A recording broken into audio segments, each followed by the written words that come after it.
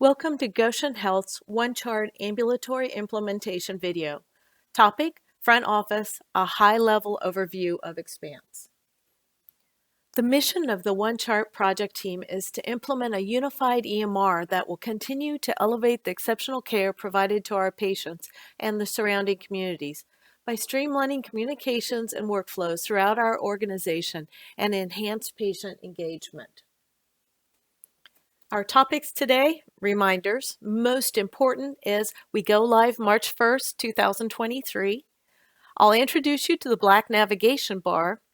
We'll give you an overview of front office module, and then we'll show you how to log out. Looping back to those reminders, I'd like to remind you this is a very high-level video of Expanse Front Office. As promised, we will be releasing more detailed videos down the road to help teach you how to do your everyday tasks. Next, just a quick reminder that we are still building content in the system at this time. This means that some of the screens may change as you go through the different videos. We are trying to get information and make sure that we build it correctly for you the first time. Finally, I'd like to touch base on how decisions are made. As we build the new system, there are many decisions to be made. MEDITECH has different functionality and workflows than your current legacy system. Just for your knowledge, many decisions get presented in front office of what we call stakeholders. For instance, items about widgets and notes are being presented to a group of 13 providers called the IMPACT.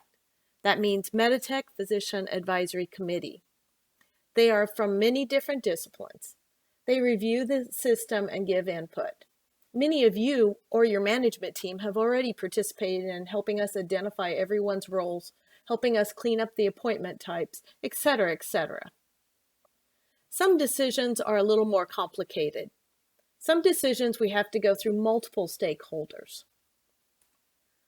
For instance, a decision may need to be brought up with the impact committee, a finance group, your managers and directors, and then a steering committee.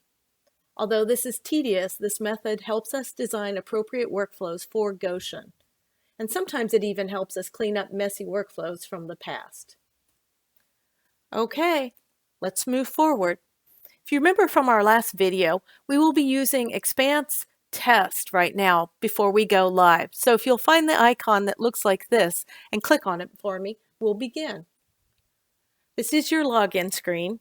Please enter your user ID, it's usually your Goshen email, and then your password. The password should be the same password that you use to log into the system currently.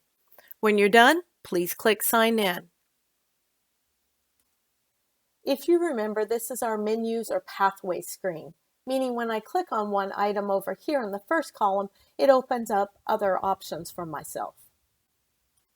Before we go down the path of clicking on ambulatory and office staff, I do want to remind you, if you click on this and get an error message, please click OK, come back to this screen, and click on the subdivision here at the bottom.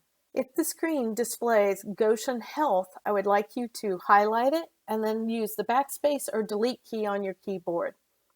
Come over here, use your drop down, and I would like you to find the Goshen Physician Ambulatory. Click on it, and then come down here to the right and click on OK. And we're back to our menu pathway screen. So if you'll click on ambulatory, office staff, we are now right in the front office home screen. Let's see if we can't break this down a little bit. At the top of your screen, there is a black navigation bar. Regardless of what is going on in the rest of the screen down below, these icons will remain steady for you.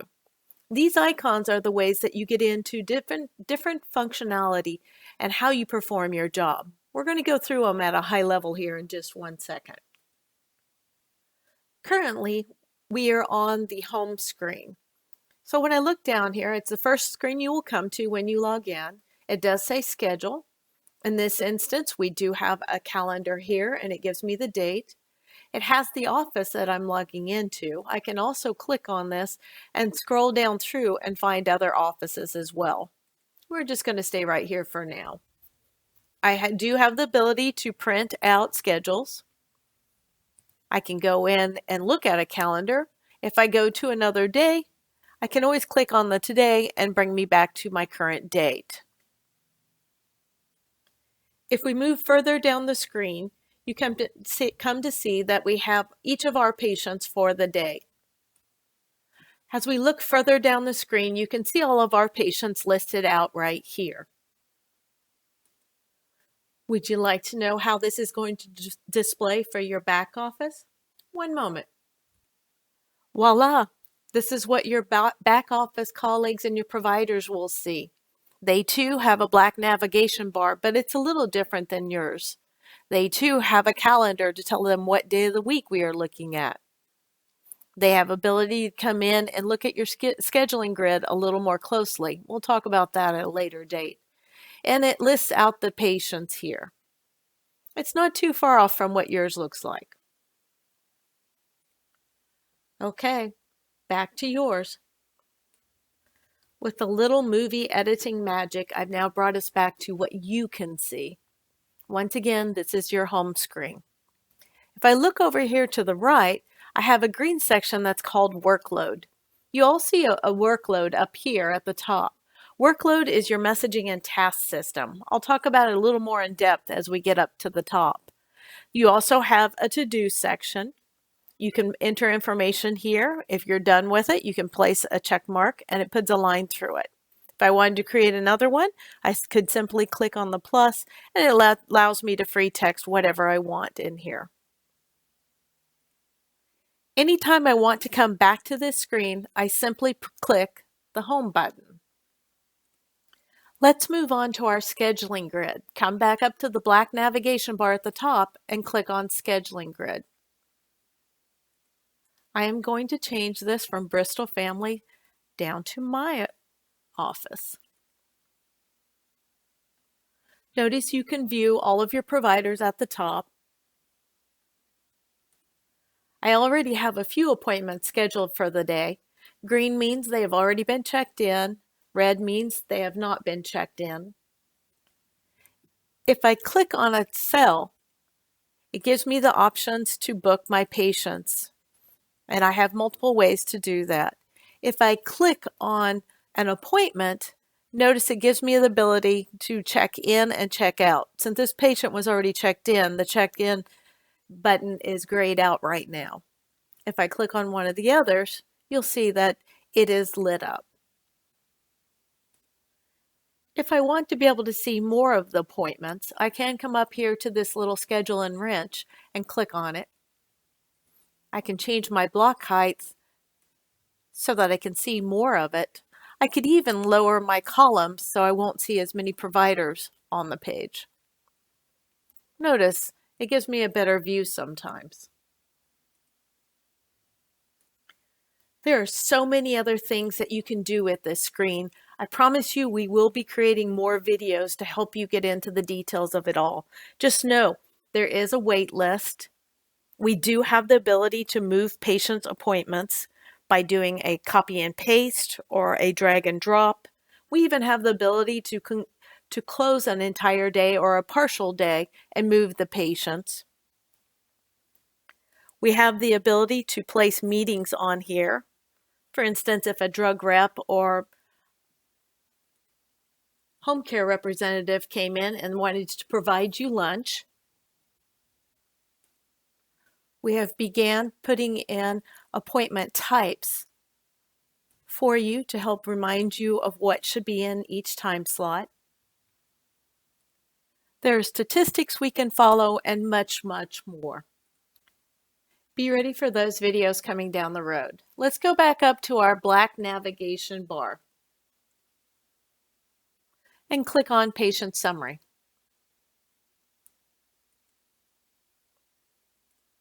In Patient Summary, we will have to look up our patient. You will use birth date. I don't remember the birth date of my test patients. And I can click on my patient. That's very similar to what you have right now. This is a very busy screen. Let's start at the top. You will have the patient's picture up here, their name, This little icon is attached to the patient portal. We'll talk more about it in a few minutes. You can see their age, their sex, and their birth date. As I scroll across, you can see that who their PCP is and if they have a patient balance. As I move down the screen, this little icon is a refresh button. Keep it in mind because it's on many screens. Notice we have many ways to book new appointments, just like we did on the scheduling grid. I come on down here. It actually presents to us all the different appointments this patient has had and about to have as well. This includes if the patient's been in the hospital, been in the emergency room, if they're in oncology or home health. If I look over here to the right, they have two tabs. One is called the patient data for this is your medical record number. The other one says visit data. What this means is this is your medical record. So if there's information that we're putting in at that high level that we want to display each and every visit, it's going in under this tab right here. If we're looking at the visits, or what was known as encounters in your legacy system, you'll go to this visit data. Over here, I have buttons that will expand and collapse my accordions.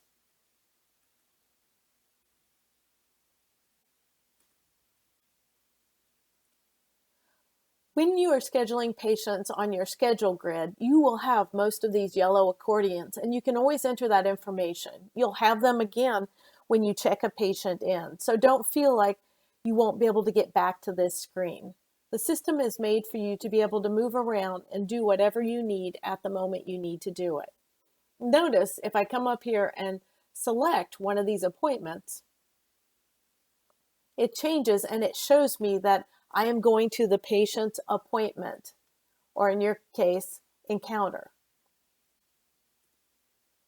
If the patient's information, for instance, demographic or insurance, would have been different for that encounter or that visit, then you would notice it here underneath the accordions. If I want to go in and make a change to one of these, I can click Edit and go in and make the change at that moment. I'm going to close these and just let you take a look again at all the different accordions.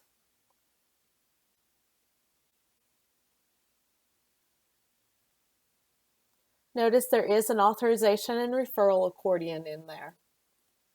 The idea right now is to have Care Connect working through the ARM module. Their information will come over here and it will propagate into the authorization referral. If you are doing other information within the office, you can come in here and you can also make adjustments to the authorization with the edit button. Upon clicking to check a patient in, you also have other options to enter information for authorization referral if that is your job. If not, it gives you a front seat view to the whole show. That is the basics of the patient summary. Let's come back to our black navigation bar and click on Clinical Chart. This is the same view as the back office has. This screen is set up to remind us of a good old-fashioned paper chart that has tabs. The only difference is MEDITECH was smart enough to know that no one wants to click through that many tabs. So they created this summary tab. Within it, they have widgets. A widget is nothing more than an app that will pull information to you instead of making you go to it. For instance, these visits are also up here in the administrative, but it all pulls in both past and future. In a video down the road, we will teach you how to go in and look at all the different widgets. If you would like to move them around so that the information is more pertinent to how you like to view information, you have the ability to move the widgets around. You have the ability to push them from one side to the other, add new widgets, or remove some. When you make changes, this does not affect anyone else in your office. I'm going to use this collapse button over here to help us look at the widgets that we have pushed out right now. If I continue to look at this screen, over here to the right is what we call the reference pane. For the back office colleagues, These items will remain here regardless of whether they're looking at the chart or whether they're trying to write a note or whether they're putting in orders. It allows them to carry widgets along with themselves so that they can see the information they need when they're doing that job. For you, there is a refresh button, the patient's name, age, sex, date of birth, medical record number. There is an eye icon here. When I click on it, it gives me more information on the patient, along with insurance, contact, code status, etc., etc. We have this icon again, that's the patient portal. I'll be getting to that in just a few minutes. When the patient is checked in, it will actually give the weight and the height and a BMI for the provider. There's also a search chart category down here that will come up here and search within these. So if you're looking for a certain provider's note, you can enter that provider's name or the specialty and it'll find it for you. Most of these other icons are for the back office to help them perform their job. So we'll go over that a little bit later. So this is your clinical chart. If you remember, if I want to go back to the home screen, all I have to do is click on home. The next button is for oncology.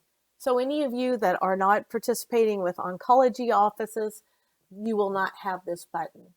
But notice when I click on it, it has items such as treatment plan ordering, order panels, chemotherapy review, flow sheets, calendar, room staff. This is also on the provider and the back office navigation bar. Just know there are some items that we are going to break out videos that are just for you in oncology because no one else needs to know it and I need to go in great details for you. You will be learning all about the ambulatory office product and then also the outpatient that is used over in the chemo area and the retreat. Onward and upward, let's look over at our workload messages. Notice workload has a number 2 up here. That means there are 2 messages or tasks in here. I usually talk about workload and the compose function at the same time. If you think about this as a messaging, sort of like email, then I can go in, I can compose a message and send it to other people within the office or within Goshen Health in general. We'll come back to that in a little more detail in other videos. Let's click on the workload. This is what your screen will look like. It shows us your workload. There are 2 in there. The DEF will mean deficiencies. The More button allows me to look up reminders, anything I've sent in the past, updated, and old messages or tasks. As I move myself down, I do have a refresh button here. Right now, you'll see just one head in this item where it says Edit Coverage. That means I am only covering myself. This workload area will work sort of like your inbox right now. So there are several items that come and it is for multiple doctors or just things that you as a PSR have to handle. We will create groups. We're still deciding whether that's going to be by a provider or by office, but the information that you're receiving now will still be coming to you and it'll display down below. We'll have multiple accordions down here below and the information that you need will come to you. All you have to do is open up, click on a patient, and then you can see the message. Before we get too far down that road, however, let's come back to this Edit Coverage. When I click on Edit Coverage, I could come in here and either look for a provider or a workload group. I'm going to just look for one provider right now. This is a type ahead, wait for it, and click on your provider. When you see names down here and it's highlighted as green, that means it will take effect. So I can come up here, I can click Save, and notice now there are 2 heads up there, meaning I'm covering not only for my work group, but also that provider. Once we have a few things worked out down the road, We'll come back and go into great detail with this. So as I come, like I said before, when I click on the actual message, it'll display in the center pane here. Notice this tells me that it's very important. As I move through this message, it has the patient's name, age, sex, birth date, has that little I, which means it has patient information there for me, the same information as we saw before on the back office. It tells me the subject and the type of message. You can see who it's from and who it is sent to. We could create messages and say not to send them. It's on a delay timer. You can see what date this was sent. As we move down here, you will see the original message was, this is a test workload message. Hello, goodbye. Notice right now I have two buttons, one that says complete and one that says save. If a message was sent to a group of people and I write something in here and put complete, then it takes it off of everybody's screen. In other words, everybody's workload. If I click save, it will just remain in the system, waiting for the next part. If, however, I'm looking to send it back to people, I could click on Casey's name, or I can click on this plus, and let's go find someone else's name in here.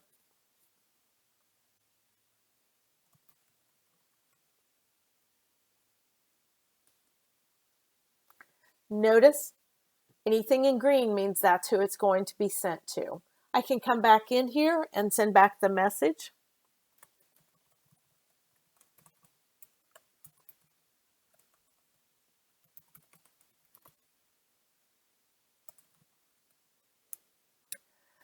And notice once I have someone selected and once I have something written in here, I can send the message. The message has been sent. If I click on more, I'll be able to find that message. It took me into my next message, and you can see this one, a lot of people have been writing on it. So it's sort of like following a text chain. It's the same idea over and over again. As I said before, at a later date, we will create a more in-depth video on this. But right now, let's move on to the cash drawer. At the beginning of the day, you will have to come in here and open the cash drawer. You will enter a certain amount that you have in their office to start the day of cash. As we go throughout the day, you'll be able to see how much you've brought in from cash, checks, debit, credit, and other.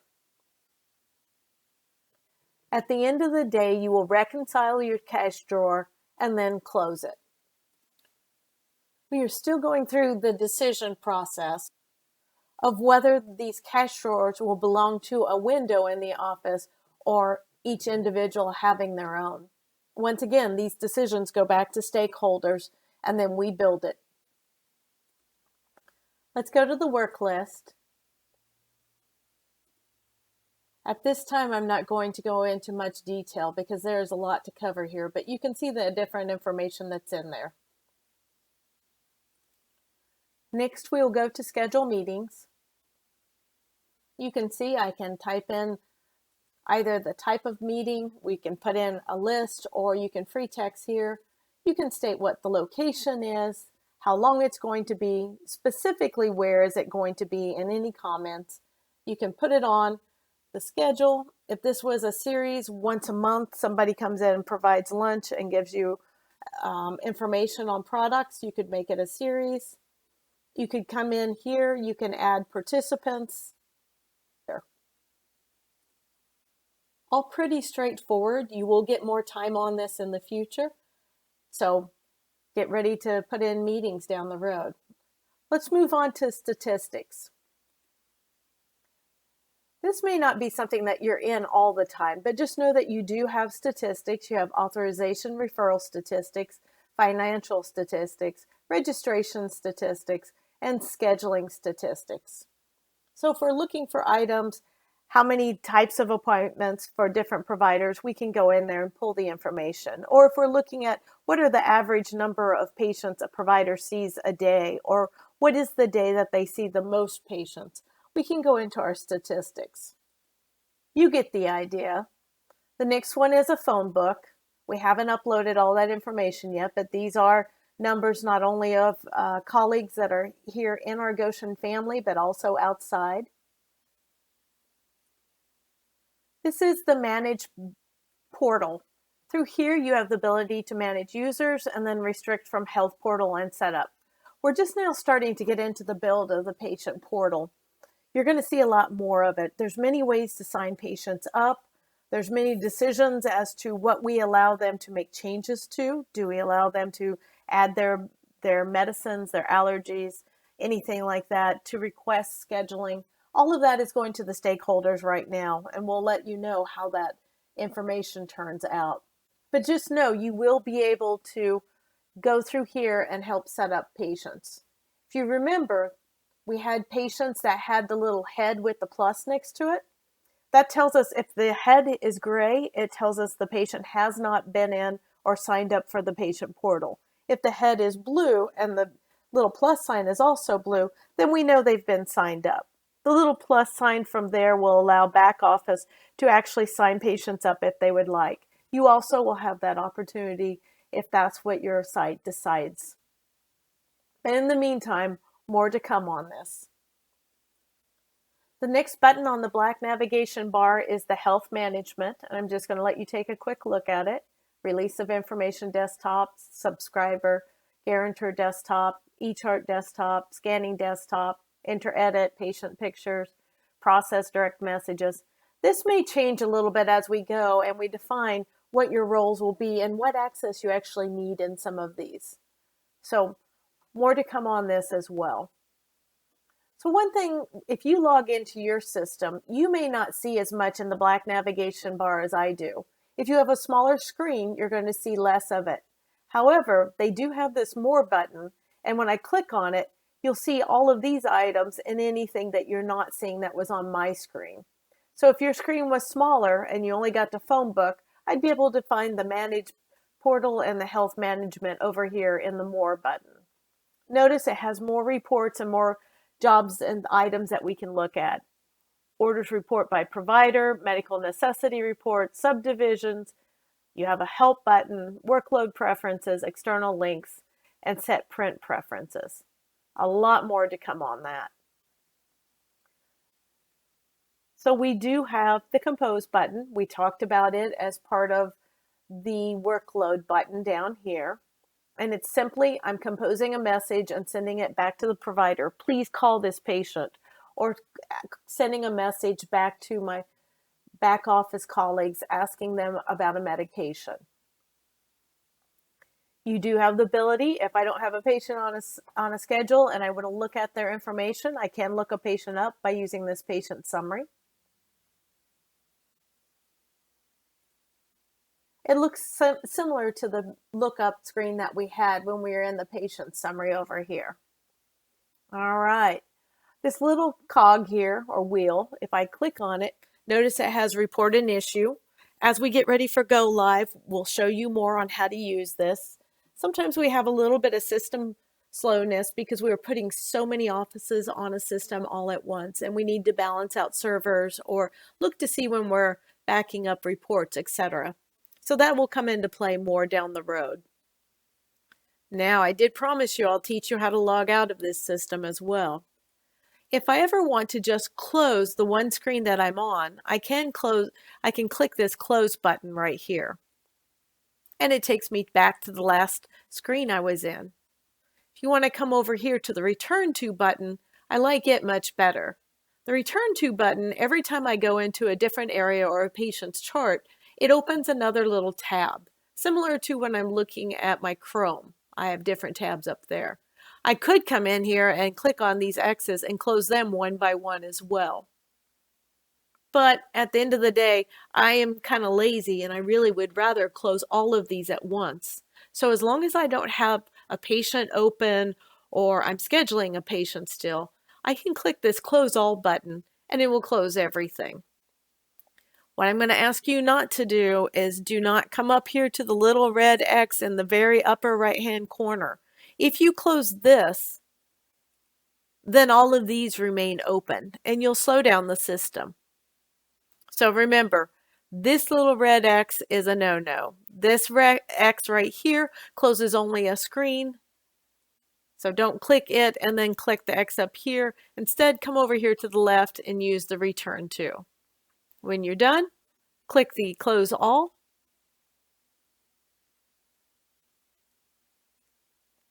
And it brings you to this logout screen. If for any reason you wanted to come back in, you can click return and it'll bring you back into the system. Well, that's all for now. I hope this video was helpful. The other videos coming down the road will only be 5 to 15 minutes, so you will not have another one around 30 minutes. I do appreciate your attention and all your enthusiasm. Remember, we're building this system for you, and we're trying to make it better than before. Thank you again.